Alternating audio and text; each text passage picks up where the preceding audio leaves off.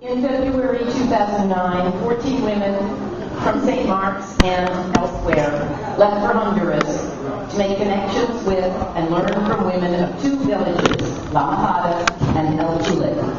And this is one telling of our story. What are your names? No. You know who we are. And this is Mary Proctor, who we were so fortunate to have join us.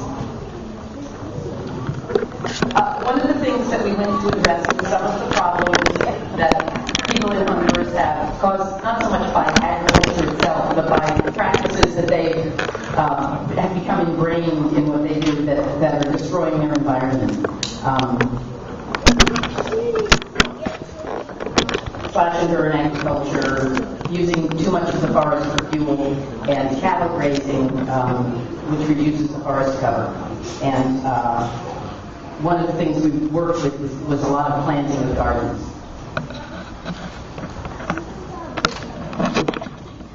We built on the work of the teams, and it was very exciting to meet some of the people who were familiar to me from David's photographs of the team trip this summer.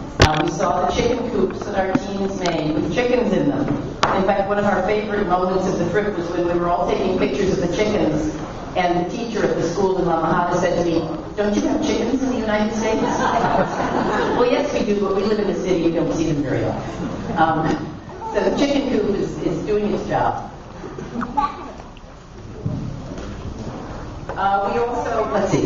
We were also part of the larger tree planting program, and we worked closely with Roy Lara, who many of you know from when he visited St. Mark's. Roy, in 2007, worked with 10 communities to plant over 21,000 trees. This is a huge program. Thank you.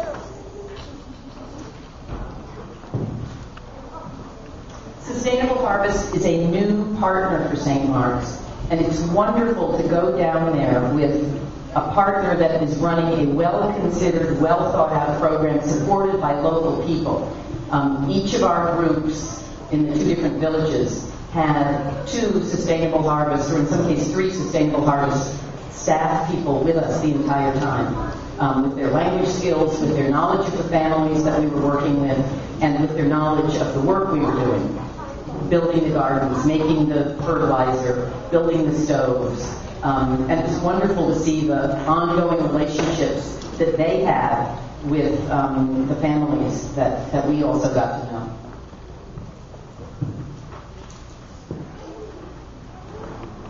What we wanted to do was to participate in agricultural projects.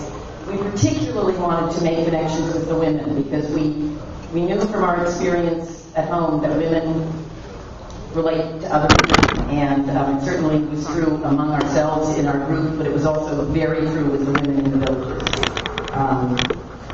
And then, of course, we were anxious to meet with the school children, and we had some very hectic but satisfying times with them.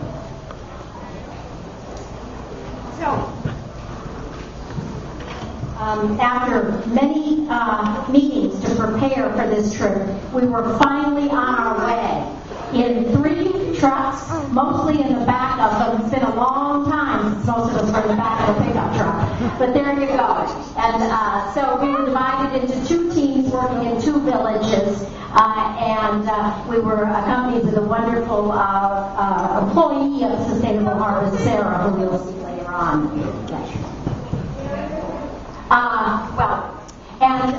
So the raised bed, when we got there, we found that Roy had been working in these communities. He'd been doing forestry for 2 years with them, but he had been doing this agricultural projects for actually about half a year with them.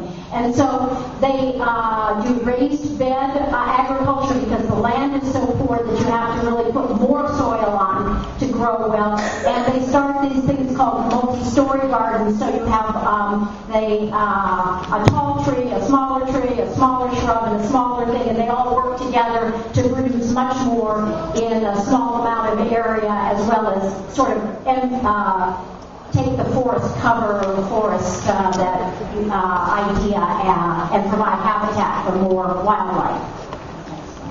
And some of these gardens were already producing, and this was just wonderful to see the first crop of radishes and the pride of this is noise, and the fact that the women in our group ate some of those first radishes the first day. So it was proof that the projects were working. And here again are the improved chicken coops.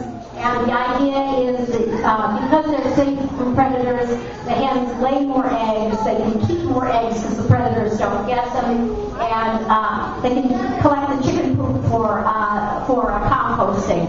So all in all, it's a wonderful thing. And again, sustainable harvest on the idea of training on handouts, made by a little of the material, wire netting and so forth, but the people have to build it using local materials and their local sweat equity. Next. And here are the 3 field trainers who worked with us. Roy Lara, whom many of you know from his 2 visits up here, also a man named Jorge and Jacobo.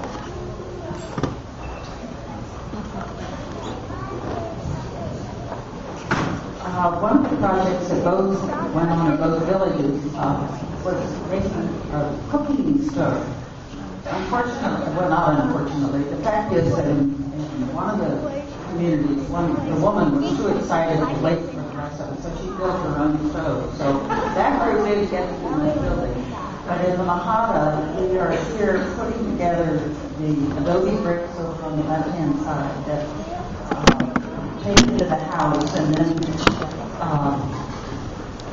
Jorge was the expert on building the stove, and it was fun to watch. He did the building, and Janice and Charmaine and I, the master slabber, the concrete that tied it all together. And they used a machete to tin, the kind of roofing name, tin. It was, all local material.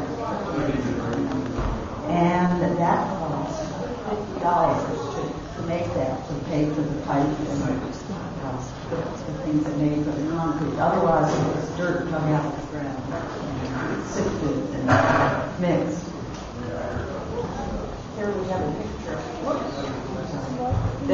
The old stove you see on the left has a big hole and it takes a lot of wood to cook with it, and it's open to the elements. There was a blue tarp that was there while we were, but I noticed that went home with us when we left. And now the women can cook indoors. They don't have to worry about the smoke because the chimney actually exits out the top. And one of the issues has been a lot of lung problems, asthma, other kinds of things. But the women and children, if they weren't going to get wet during rainy season, they would have to be outdoors or in the house with all the smoke. Is that for one family or one? So that would have been for one family. Although the family seemed to be extended, as we were cooking, people kind of wandered into cookeries and other households, especially children. The fertilizer. It was amazing. Here again, this whole process. I don't remember what it cost, but it didn't cost very much. We were sifting the dirt that we dig out of the hillside.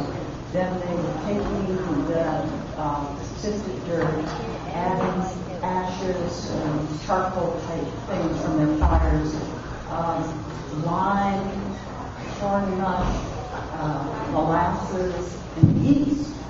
And these were all being mixed together with a little bit of water. And you see us all there digging, piling it, and turning it. We had to turn it, I think, twice the first day. Then each day thereafter, we cover it with tarp. Then each day thereafter, it's a matter of a few turnings a day.